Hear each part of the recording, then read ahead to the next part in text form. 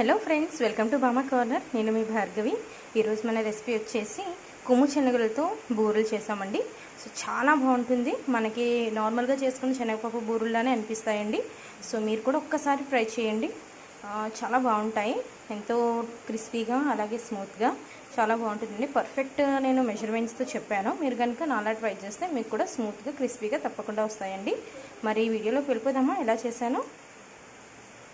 ఇవి కొమ్ము శనగలు అండి. ఈ కొమ్ము శనగలు ఒక పావు కేజీ అంటే 250 గ్రామ్స్ ఉంటాయి. సో వీటిని నేను ఒక 8 అవర్స్ నానబెట్టుకోవాలి, లేదంటే ఒక ఓవర్ నైట్ అంతా కూడా నానబెట్టుకున్నా సరిపోతుంది. వాటిని నేను ఒక 2 టైమ్స్ కడిగేసి తర్వాత కుక్కర్లోని ఒక 5 విజిల్స్ వరకు నేను పెట్టుకొని ఉడికించుకున్నాను. సో ఇవి ఉడికించుకున్నామండి. సో ఈ విధంగా ఉడికించుకొని మనం పక్కన పెట్టుకుందాం. ఇప్పుడు ఈ ఉడికిపోయాయి కదండి, ఉడికిపోయిన వాటిని మనం మిక్సీ పట్టుకుందాం. అంటే మరీ ముద్దగా కాకుండా కచ్చపచ్చగా ముందు మిక్సీ పట్టుకుందాం మనం. సో శనగల్ని ఈ విధంగా మనం మిక్సీ చేసుకోవాలండి.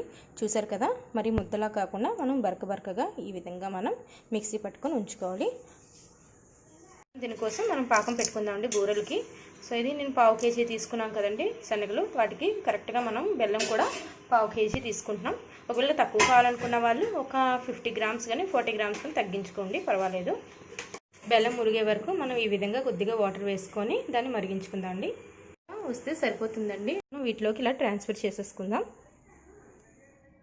మీకు ఇది శనగలు కానీ ఇది ఆడేటప్పుడు మిక్సీ బాగా మెత్తగా అయిపోయింది అనుకోండి, మీరు పాకంలోనే మనం ఈ పౌడర్ని అంతటిని కూడా తీసుకొని వెళ్ళి మిక్స్ చేసుకోవాలి. లేదు మీకు ఇది నార్మల్గా నేను చూపించిన టెక్స్చర్లో కానీ మీకు వచ్చినట్టయితే పాకాన్ని ఇందులో వేసుకుంటే బాగుంటుందండి. ఈ విధంగా మొత్తం మిక్స్ చేసుకుందాం. ఇందులో ఒక 1/2 టీ స్పూన్ ఇలాచీ పౌడర్ని వేసుకుందామండి, సరిపోతుంది. ఇప్పుడు ఇది ఒక 2 to 3 స్పూన్స్ కొబ్బరికూరనండి ఇలా నేతిలోని నెయ్యి వేసుకొని ఒక బాగా వేపి నేను జీడిపప్పుని కూడా కొబ్బరికూరని ఇలా వేపి పెట్టుకున్నాను. సో ఇప్పుడు ఇది ఈ మిక్సర్లోకి ట్రాన్స్ఫర్ చేసుకుందాం. కొన్ని జీడిపప్పుని ఇలా మిక్స్ చేసుకున్నాం. ఇప్పుడు ఇందులో వేసాను కదండి, ఇప్పుడు మొత్తాన్ని మనం ఒకసారి మిక్స్ చేసేసుకుందాం. మొత్తం మనం కొబ్బరికూర అలాగే జీడిపప్పు మొత్తం మనం బెల్లం పెట్టుకున్న పాకం కూడా వేసిన తర్వాత మిక్సర్ ఈ విధంగా అయిపోతుందండి. సో ఇప్పుడు వీటిని మనం చిన్నగా ఉండలు, మనకి మీరు ఎవరైనా సరే ఏ సైజ్ అయితే చేసుకుంటారో ఆ సైజులోనే మనం ఉండలు చుట్టుకొని పక్కన పెట్టుకోవడం. చూసారు కదండి, చాలా నీట్గా వచ్చింది ఉండ. సో ఈ విధంగా ఉండలు చేసుకొని మనం పక్కన పెట్టుకుందాం. సో చూసారు కదండి, ఈ విధంగా మనం ఉండలన్నింటినీ కూడా ప్రిపేర్ చేసుకొని పక్కన పెట్టుకుందాం. ఇప్పుడు దీనికి కావాల్సిన బ్యాటర్ని ఎలా ప్రిపేర్ చేసుకోవాలో చూద్దాం. ఇక్కడ బ్యాటర్ చేసేటప్పుడు తీసిన వీడియో కొద్దిగా మిస్ అయిందండి. సో దీన్ని ఎలా ప్రిపేర్ చేసుకోవాలో నేను ఇప్పుడు వాటి మెజర్మెంట్స్ నేను చెప్తాను. సో ఆ విధంగా మీరు వేసుకుంటే కనుక మీకు తప్పకుండా నేను చేసినట్టే వస్తున్నాయండి బూరెలు.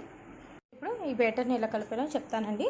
దీనికి ఏం లేదు, రెండుగా నేను ఈ గరిటని యూజ్ చేశానండి. సో ఈ గరిటతోని నేను 2 గరిటెలు మైదాని, అలాగే 2 గరిటెలు బియ్యం పిండి, అలాగే దానికి 4 గరిటెలు గోధుమ పిండిని తీసుకున్నానండి.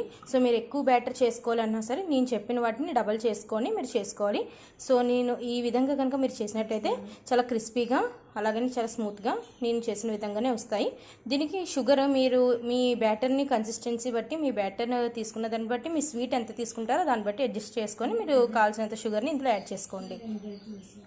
అంటే మేమైతే సేమ్ మైదా అలాగే బియ్యం పిండి 2 గరిటెలు తీసుకున్నాను కదా, సో అలాగే షుగర్ కూడా నేను ఈ గరిటెతోనే 2 గరిటెలు తీసుకొని వేసుకున్నానండి.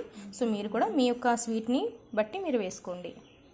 ఇప్పుడు బ్యాటర్ని చూడండి, అంటే ఈ విధంగా ఉండాలి. దీన్ని వాటర్ని కొద్దిగా అడ్జస్ట్ చేసుకుంటూ, అంటే మరి ఫ్లోయింగ్గా పడిపోకుండా కొంచెం చిక్కగా ఈ విధంగా పడేలాగా మనం బ్యాటర్ని ప్రిపేర్ చేసుకోవాలి. తీసుకొని అందులో సరిపడినంత ఆయిల్ వేసుకోండి. దాన్ని కొద్దిగా హీట్ అవనిద్దాం.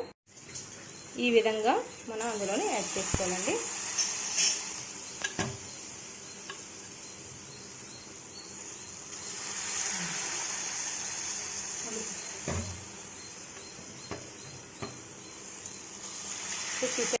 సో ఇలా ఈ విధంగా మనం బూరెలన్నింటిని ఇందులో వేసుకున్నాక ఇప్పుడు లో ఫ్లేమ్లో పెట్టుకొని బూరెలన్నింటినీ ఫ్రై చేసుకుందాం బ్రౌన్ కలర్లో వచ్చే వరకు. సో చూసారు కదండి, ఈ విధంగా బ్రౌన్ కలర్లో వచ్చే వరకు కూడా మనం వీటన్నింటినీ ఇలాగా ఫ్రై చేసుకొని పక్కన తీసి పెట్టుకోవాలి. సో చూసారు కదండి, కొమ్ము శనగల బూరెలు రెడీ అయిపోయింది. ఎంతో టేస్టీగా, ఎంతో క్రిస్పీగా, ఎంతో సాఫ్ట్గా ఉన్న బూరెలు రెడీ అండి. సో నా వీడియో కనుక మీకు నచ్చినట్టయితే లైక్ చేయండి, షేర్ చేయండి, సబ్స్క్రైబ్ చేయండి. ధన్యవాదాలు. హరే కృష్ణ.